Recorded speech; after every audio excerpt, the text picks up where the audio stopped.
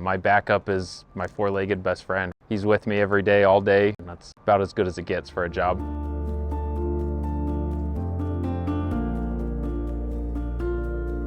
A lot of people have the wrong perception of the police dogs and that they are used for, violent attacks on people. That's not what the dogs are used for. 95% of our deployments are related to them sniffing out whether it's a person or narcotics or explosives.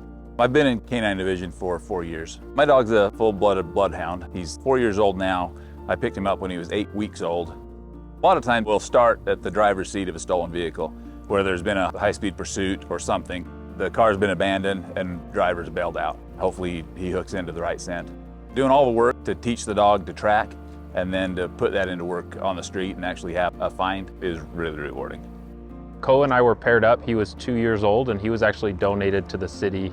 He was a family dog, grew up around kids, and then he was just a little too much dog for the family and they wanted him to have a job, and so they donated him to the city and we turned him into a police dog. It's been the nice thing about him is that he can be a pet at home. He's good with my kid, but he can come to work and he can be a working dog when we need him to.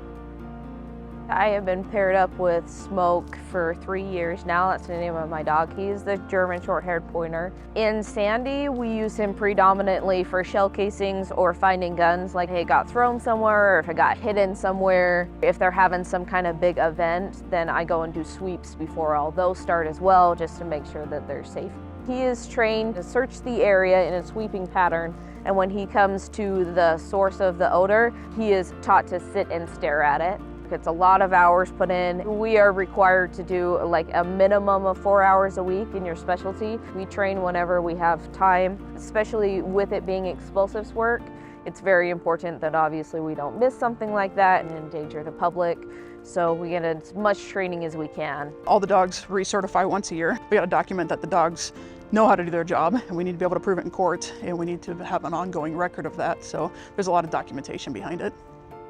A lot of these canines are very social animals outside of work. If they're in the middle of a job, then it's just not appropriate, right? But when I have that dog dressed down and it's time to just be a friendly dog, he's as friendly as it gets. He'll come up to you and he'll just lean on you. He just wants to be loved. So they're not some vicious robot. They're dogs. They want to be loved like dogs want to be loved, and they love us like dogs do.